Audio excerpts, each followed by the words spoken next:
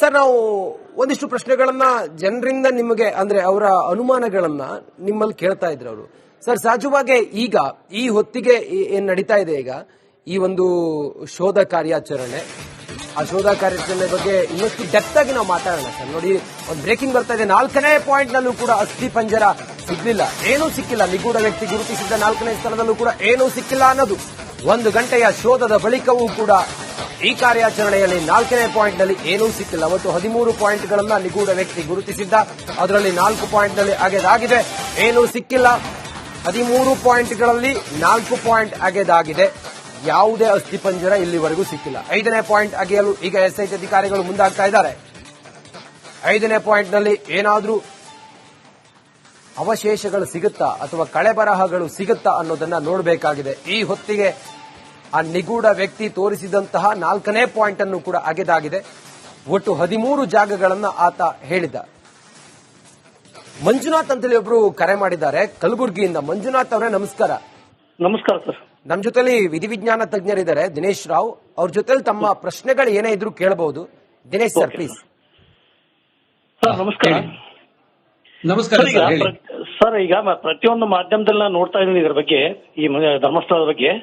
ಈಗ ಯಾವುದೇ ಒಂದು ಸ್ಮಶಾನದಲ್ಲಿ ಒಬ್ಬ ವ್ಯಕ್ತಿನ ಸ್ಮಶಾನದಲ್ಲಿ ಇದ್ ಮಾಡ್ಲಿಕ್ಕೆ ಅದಕ್ಕೊಂದು ಅಳತಿ ಅಂತ ಇರ್ತಾರೆ. 4/3 ಅಂತ ಹೇಳ್ತಾರೆ. 8 ಅಡಿ 10 ಅಡಿ ತೆಗಿತಾ ಇದ್ವಿ, ಇದು ಸಿಗ್ತಾ ಇಲ್ಲ ಅಂತ ಒಂದು ಫ್ರಾಡ್ ಮಾಡ್ತಾ ಇದ್ದಾರೆ. ಸುಮಾರು 12 ವರ್ಷ ಈ ವ್ಯಕ್ತಿ ಏನ್ ಮಾಡ್ತಾ ಇದ್ದ, ಎಲ್ಲಿದ್ದ ಇವ್ ಈಗ SIT ಅವ್ರು ತಗೊಂಡು ಬಂದಿದ್ದಾರೆ, ಕರ್ಕೊಂಡು ಬಂದಿದ್ದಾರೆ ಅವನಿಗೆ. ಇವ್ ನಿಂದಿದ್ದವ್ರು ಯಾರು ಒಬ್ಬನ ತರಲ್ಲ, ಇವನ್ ಒಬ್ಬನೇ ಅಲ್ಲಿ ಸಿಕ್ಕಿದ್ದು ಇವ್ರ ಕೈಯಲ್ಲಿ. ಇವನ್ ಜೊತೆ ತುಂಬಾ ಒಳ್ಳೆ ಪ್ರಶ್ನೆ ಇದು. ಹೌದು, ಇದು ನಿಜ. ಯಾಕಂದ್ರೆ ನಾನು 100 ಬಾಡೀಸ್ ಅನ್ನ ನಾವು ಡಿಸ್ಪೋಸ್ ಮಾಡಿದ್ವಿ, ನಾವು ಅನ್ಕ್ಲೇಮ್ ಬಾಡೀಸ್ ಕೂತಿದೀವಿ. ಒಬ್ಬನ ಕೈನಲ್ಲಿ ಸಾಧ್ಯನಾ ಅಂದ್ರೆ ಸಾಧ್ಯ ಇಲ್ಲ ಅಂತಾನೆ ಹೇಳ್ಬೋದು. ಯಾಕಂದ್ರೆ ಆ ಗುಂಡಿನ ಹಗಿಯೋದು ಪ್ಲಸ್ ಬಾಡಿ ಎತ್ತು ಅದರಲ್ಲಿ ಹಾಕಿ ಅದನ್ನ ಮುಚ್ಚೋದು, ಇದು ಒಂದು ದೊಡ್ಡ ಪ್ರಕ್ರಿಯೆ. ಸೊ ಇದಕ್ಕೆ ತುಂಬಾ ಕಷ್ಟದ ಕೆಲಸ, ಒಬ್ಬನ ಕೈನಲ್ಲಿ ಆಗೋದು. ಅದು ಈ ತರ ಫ್ಲಾಟ್ ಜಾಗ ಅಲ್ಲ, ಈ ತರ ಮರ ಗಿಡ ಇರ್ತಕ್ಕಂತ ಗುಡ್ಡಗಾಡು ಜಾಗದಲ್ಲಿ ಹೋಗೋದು ಬರೋದು ಅಷ್ಟು ಈಸಿ ಇಲ್ಲ. ಅದು ಒಂದು ಒಳ್ಳೆ ಪ್ರಶ್ನೆ, ಅದ್ರ ಬಗ್ಗೆ SIT ಗಮನದಲ್ಲಿ ಇಟ್ಕೋಬೇಕು, ನಿಜ. ಆಮೇಲೆ ಇನ್ನೊಂದು, ಈ ಮನುಷ್ಯ ಬರ್ಲಿಕ್ಕೆ ಕಾರಣ ಏನು, ಇಷ್ಟು ವರ್ಷ ಗ್ಯಾಪ್ ಕೊಟ್ಟಿದ್ ಯಾಕೆ? I think this is another very good question Manjunath ಅವ್ರು ರೇಸ್ ಮಾಡಿದ್ದಾರೆ. I think SIT should take note of it. ಯಾಕಂದ್ರೆ ಈಗ ಬರ್ಲಿಕ್ಕೆ ಕಾರಣ ಇರೋದು ತುಂಬಾನೇ ಇಂಪಾರ್ಟೆಂಟ್. ಪ್ಲಸ್ ಇವರು ಯಾರು ಮಾಡಿದಾರೆ ಅಂತಾನು ಗೊತ್ತು. 10, 15, 20 ವರ್ಷ ಅವ್ರ ಜೊತೆ ಕೆಲಸ ಮಾಡಿ ಆಮೇಲೆ 15 ವರ್ಷ 12 ವರ್ಷ ಆದ ನಂತರ ಇವರು ಪೊಲೀಸ್ ಹತ್ರ ಬರ್ಲಿಕ್ಕೆ, ಐ ಥಿಂಕ್ ಅದರಲ್ಲಿ ಸ್ವಲ್ಪ ತನಿಖೆ ಮಾಡೋದು ಉತ್ತಮ. ಆಮೇಲೆ ಎಲ್ಲದಕ್ಕಿಂತ ಈಗ 4 ಜಾಗ ತೋರಿಸಿದ್ರೆ 4 ಜಾಗದಲ್ಲೂ ಸಿಕ್ಕಿಲ್ಲ. ಸೊ ಇದೆಲ್ಲ ಸ್ವಲ್ಪ ಅನುಮಾನ. Though it is premature at this stage. ಇನ್ನ 15 ಪಾಯಿಂಟ್ ನೋಡಾದ್ಮೇಲೆ ನಾವು ಕನ್ಕ್ಲೂಡ್ ಮಾಡಬೇಕು. ಆದ್ರೂ ಬಟ್ ಇಷ್ಟು ದಿನ ಗ್ಯಾಪ್ ವರ್ಗೂ ಯಾಕೆ? ಇದಕ್ಕೆ ಆಯ್ತು, ಈ ಗ್ಯಾಪ್ ನಂತರ ಬರ್ಲಿಕ್ಕೆ ಕಾರಣ ಏನು? ಇಷ್ಟು ದಿವಸ ಎಲ್ಲಿ ಏನ್ ಮಾಡ್ತಿದ್ರು? ಇವ್ರಿಗೆ ಅಪಾಯಿಂಟ್ ಮಾಡಿದ್ ಯಾರು? ಇವ್ರಿಗೆ ತಿಂಗಳ ಸಂಬಳ ಕೊಡ್ತಿದ್ ಯಾರು? ಮತ್ತೆ ಇವ್ರಿಗೆ ಬಾಡಿ ಕೊಟ್ಟಿದ್ದವ್ರು ಯಾರು? ಇವ್ರು ಒಬ್ರೇ ಮಾಡ್ಲಿಕ್ಕೆ ಸಾಧ್ಯನಾ? It is all the very important question Manjunath ಅವ್ರು ರೈಸ್ ಮಾಡಿರೋದು. I think the SIT should definitely work on this and investigation ಅಲ್ಲಿ ತುಂಬಾ ಉತ್ತರ ಸಿಗುತ್ತೆ ಈ ಒಂದು ನಿಟ್ಟಿನಲ್ಲಿ ಅಂತ ಅನ್ಸುತ್ತೆ. ಸರ್, ನಾವು ಒಂದಿಷ್ಟು ಪ್ರಶ್ನೆಗಳನ್ನ ಜನರಿಂದ ನಿಮಗೆ ಅಂದ್ರೆ ಅವರ ಅನುಮಾನಗಳನ್ನ ನಿಮ್ಮಲ್ಲಿ ಕೇಳ್ತಾ ಇದ್ರು ಅವರು. ಸರ್, ಸಹಜವಾಗಿ ಈಗ ಈ ಹೊತ್ತಿಗೆ ಏನ್ ನಡೀತಾ ಇದೆ ಈಗ ಈ ಒಂದು ಶೋಧ ಕಾರ್ಯಾಚರಣೆ, ಆ ಶೋಧ ಕಾರ್ಯಾಚರಣೆ ಬಗ್ಗೆ ಇನ್ನಷ್ಟು ಡೆಪ್ತ್ ಆಗಿ ನಾವು ಮಾತಾಡೋಣ ಸರ್. ನೋಡಿ, ಒಂದು ಬ್ರೇಕಿಂಗ್ ಬರ್ತಾ ಇದೆ. 4ನೇ ಪಾಯಿಂಟ್ ನಲ್ಲೂ ಕೂಡ ಅಸ್ಥಿ ಪಂಜರ ಸಿಗ್ಲಿಲ್ಲ, ಏನೂ ಸಿಕ್ಕಿಲ್ಲ. ನಿಗೂಢ ವ್ಯಕ್ತಿ ಗುರುತಿಸಿದ್ದ 4ನೇ ಸ್ಥಳದಲ್ಲೂ ಕೂಡ ಏನೂ ಸಿಕ್ಕಿಲ್ಲ ಅನ್ನೋದು 1 ಗಂಟೆಯ ಶೋಧದ ಬಳಿಕವೂ ಕೂಡ ಈ ಕಾರ್ಯಾಚರಣೆಯಲ್ಲಿ 4ನೇ ಪಾಯಿಂಟ್ ನಲ್ಲಿ ಏನೂ ಸಿಕ್ಕಿಲ್ಲ. ಒಟ್ಟು 13 ಪಾಯಿಂಟ್ಗಳನ್ನ ನಿಗೂಢ ವ್ಯಕ್ತಿ ಗುರುತಿಸಿದ್ದ, ಅದರಲ್ಲಿ 4 ಪಾಯಿಂಟ್ ನಲ್ಲಿ ಅಗೆದಾಗಿದೆ, ಏನೂ ಸಿಕ್ಕಿಲ್ಲ. 13 ಪಾಯಿಂಟ್ಗಳಲ್ಲಿ 4 ಪಾಯಿಂಟ್ ಅಗೆದಾಗಿದೆ, ಯಾವುದೇ ಅಸ್ಥಿಪಂಜರ ಇಲ್ಲಿವರೆಗೂ ಸಿಕ್ಕಿಲ್ಲ. 5ನೇ ಪಾಯಿಂಟ್ ಅಗೆಯಲು ಈಗ SIT ಅಧಿಕಾರಿಗಳು ಮುಂದಾಗ್ತಾ ಇದ್ದಾರೆ. 5ನೇ ಪಾಯಿಂಟ್ ನಲ್ಲಿ ಏನಾದ್ರೂ ಅವಶೇಷಗಳು ಸಿಗುತ್ತಾ ಅಥವಾ ಕಳೆಬರಹಗಳು ಸಿಗುತ್ತಾ ಅನ್ನೋದನ್ನ ನೋಡಬೇಕಾಗಿದೆ. ಈ ಹೊತ್ತಿಗೆ ಆ ನಿಗೂಢ ವ್ಯಕ್ತಿ ತೋರಿಸಿದಂತಹ 4ನೇ ಪಾಯಿಂಟ್ ಅನ್ನು ಕೂಡ ಅಗೆದಾಗಿದೆ. ಒಟ್ಟು 13 ಜಾಗಗಳನ್ನ ಆತ ಹೇಳಿದ್ದ. ಮಂಜುನಾಥ್ ಅಂತೇಳಿ ಒಬ್ರು ಕರೆ ಮಾಡಿದ್ದಾರೆ ಕಲಬುರಗಿಯಿಂದ. ಮಂಜುನಾಥ್ ಅವರೇ, ನಮಸ್ಕಾರ. ನಮಸ್ಕಾರ ಸರ್. ನಮ್ಮ ಜೊತೆಲಿ ವಿಧಿವಿಜ್ಞಾನ ತಜ್ಞರಿದ್ದಾರೆ ದಿನೇಶ್ ರಾವ್. ಅವ್ರ ಜೊತೆಲಿ ತಮ್ಮ ಪ್ರಶ್ನೆಗಳು ಏನೇ ಇದ್ರು ಕೇಳಬಹುದು. Dinesh sir, please. ಸರ್ ನಮಸ್ಕಾರ. ನಮಸ್ಕಾರ ಸರ್ ಈಗ ಪ್ರತಿಯೊಂದು ಮಾಧ್ಯಮದಲ್ಲಿ ನಾನು ನೋಡ್ತಾ ಇದ್ದೀನಿ ಇದ್ರ ಬಗ್ಗೆ, ಈ ಧರ್ಮಸ್ಥಳದ ಬಗ್ಗೆ. ಈಗ ಒಂದು ಯಾವುದೇ ಒಂದು ಸ್ಮಶಾನದಲ್ಲಿ ಒಬ್ಬ ವ್ಯಕ್ತಿನ ಸ್ಮಶಾನದಲ್ಲಿ ಇದ್ ಮಾಡ್ಲಿಕ್ಕೆ ಅದಕ್ಕೊಂದು ಅಳತಿ ಅಂತ ಇರ್ತಾರೆ. 4/3 ಅಂತ ಹೇಳ್ತಾರೆ. 8 ಅಡಿ 10 ಅಡಿ ತೆಗಿತಾ ಇದ್ವಿ, ಇದು ಸಿಗ್ತಾ ಇಲ್ಲ ಅಂತ ಒಂದು ಫ್ರಾಡ್ ಮಾಡ್ತಾ ಇದ್ದಾರೆ. ಸುಮಾರು 12 ವರ್ಷ ಈ ವ್ಯಕ್ತಿ ಏನ್ ಮಾಡ್ತಾ ಇದ್ದ, ಎಲ್ಲಿದ್ದ ಇವ್ನು ಈಗ SIT ಅವ್ರು ತಗೊಂಡು ಬಂದಿದ್ದಾರೆ ಸರ್, ಕರ್ಕೊಂಡು ಬಂದಿದ್ದಾರೆ ಅವನಿಗೆ. ಇವ್ನು ಹಿಂದಿದ್ದವ್ರು ಯಾರು ಒಬ್ಬನ ತರಲ್ಲ, ಇವ್ನು ಒಬ್ಬನೇ ಅಲ್ಲಿ ಸಿಕ್ಕಿದ್ದು ಇವ್ರ ಕೈಯಲ್ಲಿ. ಇವ್ನ ಜೊತೆ ನೋಡಿ ಮಂಜುನಾಥ್ ಅವರು ತುಂಬಾ ಒಳ್ಳೆ ಪ್ರಶ್ನೆ ಇದು. ಹೌದು, ಇದು ನಿಜ.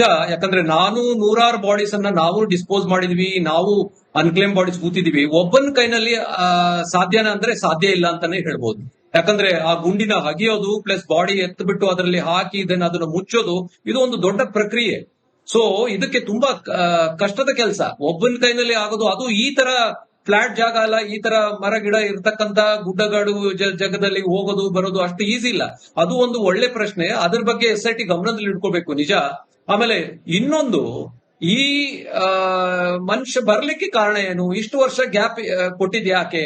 I think this is another very good question Manjunath ಅವ್ರು ರೇಸ್ ಮಾಡಿದ್ದಾರೆ. I think SIT should take note of it.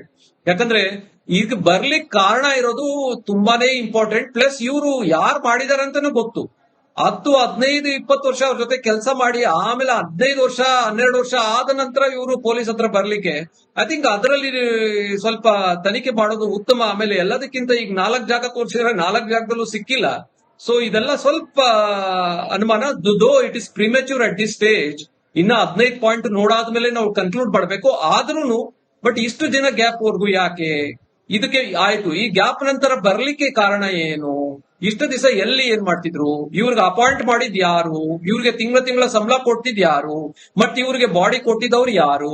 ಇವ್ರು ಒಬ್ರೇ ಮಾಡ್ಲಿಕ್ಕೆ ಸಾಧ್ಯನಾ? It is all the very important question Manjunath ಅವ್ರು ರೈಸ್ ಮಾಡಿರೋದು. I think the SIT should definitely work on this and investigation ಅಲ್ಲಿ ತುಂಬಾ ಉತ್ತರ ಸಿಗುತ್ತೆ ಈ ಒಂದು ನಿಟ್ಟಿನಲ್ಲಿ ಅಂತ. ಸರ್, ನಾವು ಒಂದಿಷ್ಟು ಪ್ರಶ್ನೆಗಳನ್ನ ಜನರಿಂದ ನಿಮಗೆ ಅಂದ್ರೆ ಅವರ ಅನುಮಾನಗಳನ್ನ ನಿಮ್ಮಲ್ಲಿ ಕೇಳ್ತಾ ಇದ್ರು ಅವರು. ಸರ್, ಸಹಜವಾಗಿ ಈಗ ಈ ಹೊತ್ತಿಗೆ ಏನ್ ನಡೀತಾ ಇದೆ, ಈಗ ಈ ಒಂದು ಶೋಧ ಕಾರ್ಯಾಚರಣೆ, ಆ ಶೋಧ ಕಾರ್ಯಾಚರಣೆ ಬಗ್ಗೆ ಇನ್ನಷ್ಟು ಡೆಪ್ತ್ ಆಗಿ ನಾವು ಮಾತಾಡೋಣ ಸರ್. ನೋಡಿ, ಒಂದು ಬ್ರೇಕಿಂಗ್ ಬರ್ತಾ ಇದೆ. 4ನೇ ಪಾಯಿಂಟ್ ನಲ್ಲೂ ಕೂಡ ಅಸ್ಥಿ ಪಂಜರ ಸಿಗ್ಲಿಲ್ಲ, ಏನೂ ಸಿಕ್ಕಿಲ್ಲ. ನಿಗೂಢ ವ್ಯಕ್ತಿ ಗುರುತಿಸಿದ್ದ 4ನೇ ಸ್ಥಳದಲ್ಲೂ ಕೂಡ ಏನೂ ಸಿಕ್ಕಿಲ್ಲ ಅನ್ನೋದು 1 ಗಂಟೆಯ ಶೋಧದ ಬಳಿಕವೂ ಕೂಡ ಈ ಕಾರ್ಯಾಚರಣೆಯಲ್ಲಿ 4ನೇ ಪಾಯಿಂಟ್ ನಲ್ಲಿ ಏನೂ ಸಿಕ್ಕಿಲ್ಲ. ಒಟ್ಟು 13 ಪಾಯಿಂಟ್ಗಳನ್ನ ನಿಗೂಢ ವ್ಯಕ್ತಿ ಗುರುತಿಸಿದ್ದ, ಅದರಲ್ಲಿ 4 ಪಾಯಿಂಟ್ ನಲ್ಲಿ ಅಗೆದಾಗಿದೆ, ಏನೂ ಸಿಕ್ಕಿಲ್ಲ. 13 ಪಾಯಿಂಟ್ಗಳಲ್ಲಿ 4 ಪಾಯಿಂಟ್ ಅಗೆದಾಗಿದೆ, ಯಾವುದೇ ಅಸ್ಥಿಪಂಜರ ಇಲ್ಲಿವರೆಗೂ ಸಿಕ್ಕಿಲ್ಲ. 5ನೇ ಪಾಯಿಂಟ್ ಅಗೆಯಲು ಈಗ SIT ಅಧಿಕಾರಿಗಳು ಮುಂದಾಗ್ತಾ ಇದ್ದಾರೆ. 5ನೇ ಪಾಯಿಂಟ್ ನಲ್ಲಿ ಏನಾದ್ರೂ ಅವಶೇಷಗಳು ಸಿಗುತ್ತಾ ಅಥವಾ ಕಳೆಬರಹಗಳು ಸಿಗುತ್ತಾ ಅನ್ನೋದನ್ನ ನೋಡಬೇಕಾಗಿದೆ. ಈ ಹೊತ್ತಿಗೆ ಆ ನಿಗೂಢ ವ್ಯಕ್ತಿ ತೋರಿಸಿದಂತಹ 4ನೇ ಪಾಯಿಂಟ್ ಅನ್ನು ಕೂಡ ಅಗೆದಾಗಿದೆ. ಒಟ್ಟು 13 ಜಾಗಗಳನ್ನ ಆತ ಹೇಳಿದ. ಮಂಜುನಾಥ್ ಅಂತೇಳಿ ಒಬ್ರು ಕರೆ ಮಾಡಿದ್ದಾರೆ ಕಲಬುರಗಿಯಿಂದ. ಮಂಜುನಾಥ್ ಅವರೇ, ನಮಸ್ಕಾರ. ನಮಸ್ಕಾರ ಸರ್. ನಮ್ಮ ಜೊತೆಲಿ ವಿಧಿವಿಜ್ಞಾನ ತಜ್ಞರಿದ್ದಾರೆ ದಿನೇಶ್ ರಾವ್. ಅವ್ರ ಜೊತೆಲಿ ತಮ್ಮ ಪ್ರಶ್ನೆಗಳು ಏನೇ ಇದ್ರು ಕೇಳಬಹುದು. Dinesh sir, please. ಸರ್ ನಮಸ್ಕಾರ. ನಮಸ್ಕಾರ ಸರ್, ಈಗ ಪ್ರತಿಯೊಂದು ಮಾಧ್ಯಮದಲ್ಲಿ ನಾನು ನೋಡ್ತಾ ಇದ್ದೀನಿ ಇದ್ರ ಬಗ್ಗೆ, ಈ ಧರ್ಮಸ್ಥಳದ ಬಗ್ಗೆ. ಈಗ ಒಂದು ಯಾವುದೇ ಒಂದು ಸ್ಮಶಾನದಲ್ಲಿ ಒಬ್ಬ ವ್ಯಕ್ತಿನ ಸ್ಮಶಾನದಲ್ಲಿ ಇದ್ ಮಾಡ್ಲಿಕ್ಕೆ ಅದಕ್ಕೊಂದು ಅಳತಿ ಅಂತ ಇರ್ತಾರೆ. 4/3 ಅಂತ ಹೇಳ್ತಾರೆ. 8 ಅಡಿ 10 ಅಡಿ ತೆಗಿತಾ ಇದ್ವಿ, ಇದು ಸಿಗ್ತಾ ಇಲ್ಲ ಅಂತ ಒಂದು ಫ್ರಾಡ್ ಮಾಡ್ತಾ ಇದ್ದಾರೆ. ಸುಮಾರು 12 ವರ್ಷ ಈ ವ್ಯಕ್ತಿ ಏನ್ ಮಾಡ್ತಾ ಇದ್ದ, ಎಲ್ಲಿದ್ದ ಇವ್ನು ಈಗ SIT ಅವ್ರು ತಗೊಂಡು ಬಂದಿದ್ದಾರೆ ಸರ್, ಕರ್ಕೊಂಡು ಬಂದಿದ್ದಾರೆ ಅವನಿಗೆ. ಇವ್ನು ಹಿಂದಿದ್ದವ್ರು ಯಾರು ಒಬ್ಬನ ತರಲ್ಲ, ಇವ್ನು ಒಬ್ಬನೇ ಅಲ್ಲಿ ಸಿಕ್ಕಿದ್ದು ಇವ್ರ ಕೈಯಲ್ಲಿ. ಇವ್ನ ಜೊತೆ ತುಂಬಾ ಒಳ್ಳೆ ಪ್ರಶ್ನೆ ಇದು.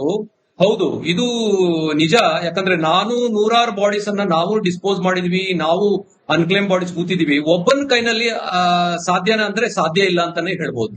ಯಾಕಂದ್ರೆ ಆ ಗುಂಡಿನ ಹಗಿಯೋದು ಪ್ಲಸ್ ಬಾಡಿ ಎತ್ಬಿಟ್ಟು ಅದರಲ್ಲಿ ಹಾಕಿ ದೆನ್ ಅದನ್ನ ಮುಚ್ಚೋದು, ಇದು ಒಂದು ದೊಡ್ಡ ಪ್ರಕ್ರಿಯೆ.